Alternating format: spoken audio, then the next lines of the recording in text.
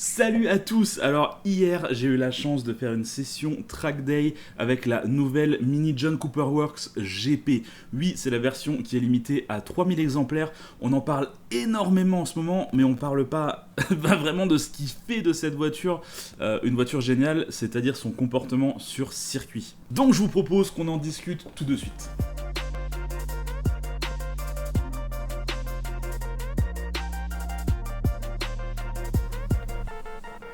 À la base, je voulais vous faire une vidéo un petit peu classique, c'est-à-dire je vous raconte un petit peu le design de la voiture, l'extérieur, l'intérieur, le comportement routier, etc. Et je voulais faire ça sur place. Le problème, c'est que on était au Petrolhead Days à Zolder, c'est-à-dire qu'il y a beaucoup de monde qui tourne tout le temps. Il y avait d'autres marques, il y avait notamment Porsche, il y avait AMG, il y avait Audi, et il y avait même des Fun Cup, il y avait des sortes de NASCAR. Donc en gros, ça faisait énormément de bruit partout, tout le temps. Donc en gros, j'ai décidé de vous faire entièrement cette vidéo en voix off, histoire que je ne vous explose pas les oreilles pendant 20 minutes. Mais au final, cette bagnole, c'est quoi ? En fait, c'est la mini de tous les superlatifs. Si la John Cooper Works de 240 chevaux ne vous suffit pas, eh ben, il faut passer sur une John Cooper Works GP. C'est la plus puissante, c'est la plus chère, c'est la plus légère, c'est la plus rapide. On est sur une mini de 306 chevaux. Le 0 à 100 se fait en 5 secondes 2. Elle est ultra léger, il n'y a même plus de siège à l'arrière. Ils ont été remplacés par une barre anti-rapprochement. C'est vraiment la mini la plus radicale possible à l'heure actuelle. On se rend compte de différences assez notables avec une John Cooper Works de base, qui a un kit beaucoup plus sage. Sur la John Cooper Works GP, on se rend compte qu'ils ont été obligés d'élargir les ailes. En effet, pour une raison de réglementation, si jamais vous mettez des jantes plus larges et qu'elles sortent de la carrosserie, vous êtes obligé d'élargir également la carrosserie, et c'est comme ça qu'on se retrouve avec beaucoup de kits larges sur des voitures un peu sportives. Ici, Mini a décidé de faire un choix un petit peu différent, non pas en élargissant la voiture, mais en venant mettre ces panneaux de carbone sur les ailes, ce qui permet à la voiture de carrosser ses roues et donc d'être en règle avec toutes les normes. Bon, c'est bon, ça suffit avec les données techniques, je sais que vous n'attendez qu'une seule chose, et c'est que je mette cette mini sur circuit. Je vais tout d'abord remercier Californication, c'est lui qui m'a permis d'être sur cet événement mini en Belgique, sur le circuit de Zolder. Si vous ne savez pas qui c'est, je vous invite à aller voir son compte Instagram. Je l'inscris sur la vidéo et je le mets en dessous dans la description. Comme ça, vous pourrez aller voir un petit peu ce qu'il fait. C'est vraiment pas mal. Alors attention aux oreilles, parce que là, on va repasser sur les images qui ont été filmées directement là-bas. Donc il y a beaucoup de bruit de fond. Mais bon, allez, on va faire l'effort. Hein. Bon, ça y est, on a harnaché n'importe comment à cause du Covid. On va enfin faire un tour là-dedans. Donc je monte en passager pour l'instant et puis je passe en conducteur après. Allez, c'est hyper. Hein. Attends, je vais mettre ma ceinture quand même. Ouais, mets ta ceinture, c'est parti. Bon, du coup, l'après-midi, c'est divisé en 4 sessions. Californication a fait la première, j'ai fait les 2 suivantes et il a fait la dernière. Ce qui nous a permis de bien apprivoiser le véhicule. On savait à peu près du coup ce qu'il est capable de faire et ce qu'il est un peu moins capable de faire. On a pu détecter les gros points forts de cette voiture et le petit point faible. Je vous en parlerai de toute façon à la fin. On va bien être à droite. Oh mec, je veux bien, mais... Hop, transfert, touchez le côté droit, laissez aller à gauche, laissez aller à gauche, gauche. Voilà, c'est bien ça.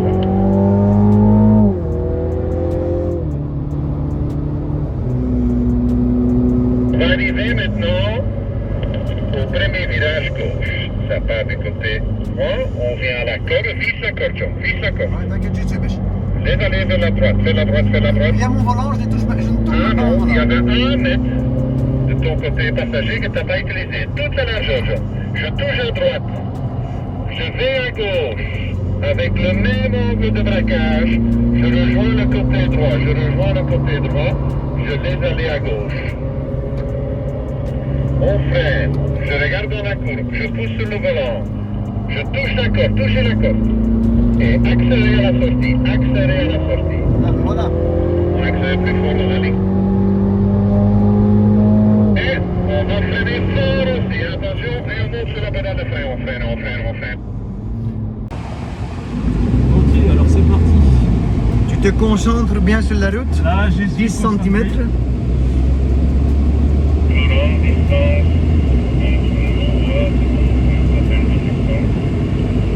On va découvrir la piste, mais aussi, surtout, on va découvrir la voiture. Ça marche. Très bien. Découvrons la voiture. Regardez dans la rétro, ce qui est derrière, ce qui arrive derrière, et dans le virage, on regarde bien l'autre, on va être plus s'occuper du rétro. Donc, on regarde.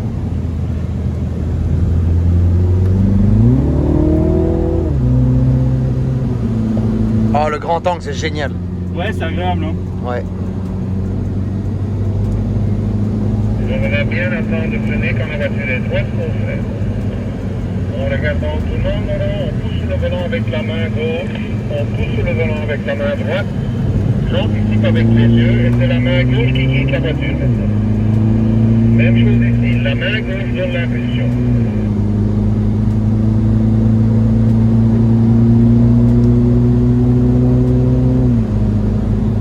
On a eu la chance d'avoir un instructeur vraiment expérimenté, il était génial pour nous laisser vraiment exploiter la voiture.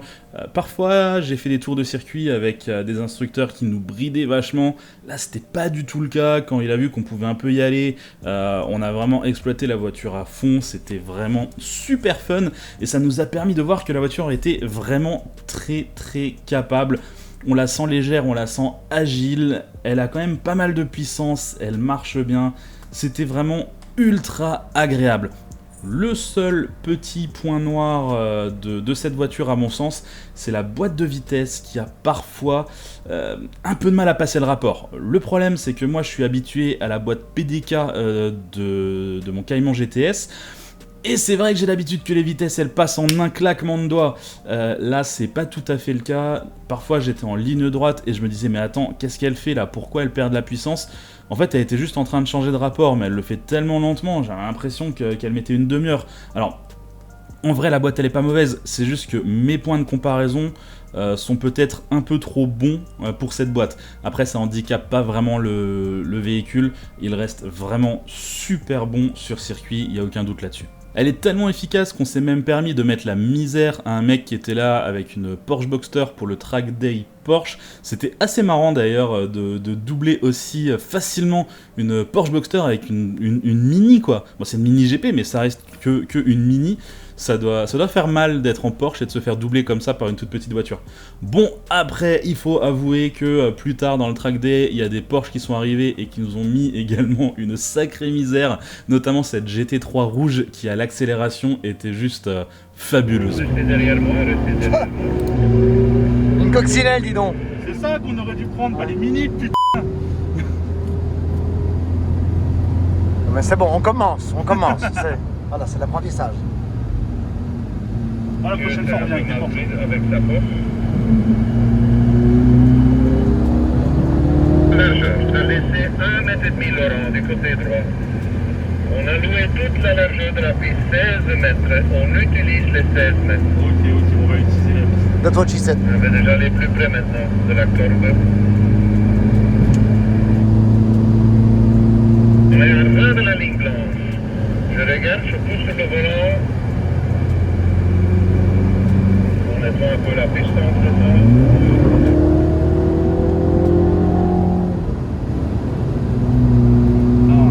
Ça donne envie d'appuyer là.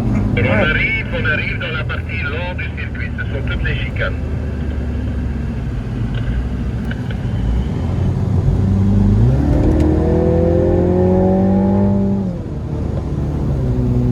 Et ceci marque la fin de ma session de conduite. J'ai ensuite laissé le volant à Californication qui a malheureusement eu beaucoup de trafic, donc il fallait laisser passer un peu de monde. Il a du coup un peu moins profité de sa session.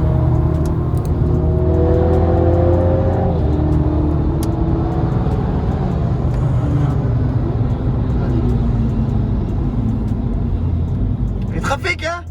Ouais, là il y a du monde là. Ouais. Par contre, il y en a une que je vais pas laisser passer, c'est la RS6 derrière, tu sais. C'est mort Elle va là. rester à sa place et pas comprendre ce que c'est. Châssis overpower, hein.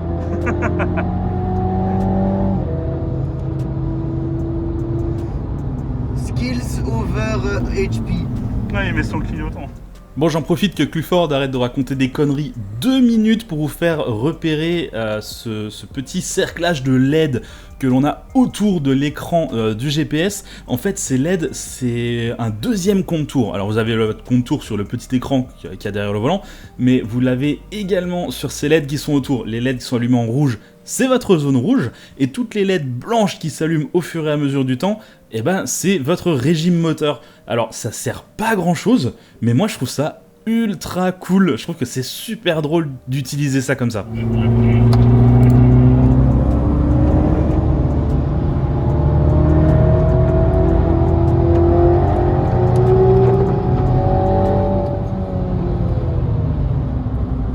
Je referme.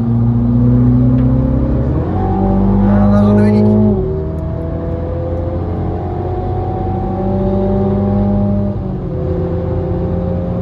Ouais, le boîte de vitesse, c'est pas ça, hein, putain. Non, non, il y a un vrai souci, je trouve aussi. Souci, mais c'est pas une bonne boîte, quoi, tu vois. Non, non, clairement. Bah, tu t'en rends vraiment compte dans la ligne de droite là-bas. Au final, à un moment, t'as l'impression que tu perds juste la puissance, alors qu'en fait, non. Celui-là, je vais laisser passer là. Ici.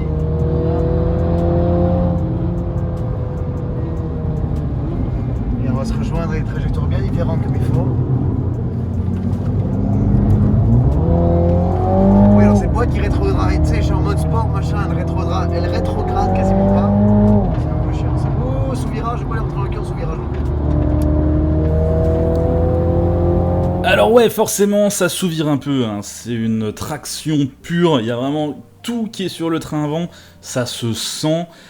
Après, très honnêtement, c'est pas affreux pour ce que c'est. C'est juste en sortie de virage, forcément, il faut bien attendre avant de réaccélérer. Sinon vous allez tout droit en fait, sinon il se passe rien. 50 cm. Ouais, tu dis 50 cm.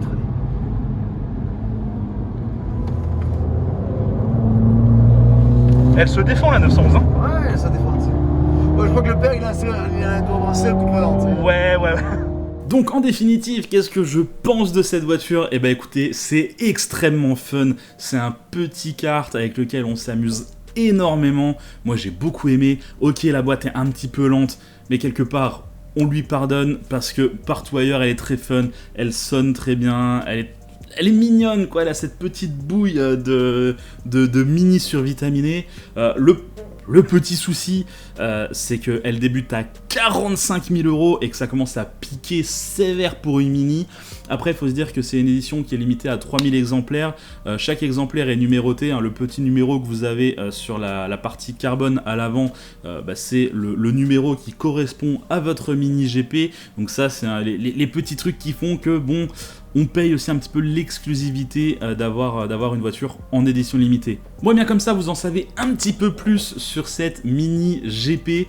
Moi, j'ai adoré faire ce track day, donc un grand merci à Mini Benelux de m'avoir permis de faire ce petit tour avec cette mini GP. Je pense qu'on n'aura pas souvent l'occasion de la retester, hein, puisque comme je vous le disais, c'est une édition qui est relativement limitée, donc c'était un grand plaisir de pouvoir venir tester ça. N'hésitez pas à me dire dans les commentaires ce que vous pensez de cette voiture, et comme d'habitude, je vais vous inviter à regarder d'autres vidéos et à vous abonner si c'est pas déjà fait. Allez, salut!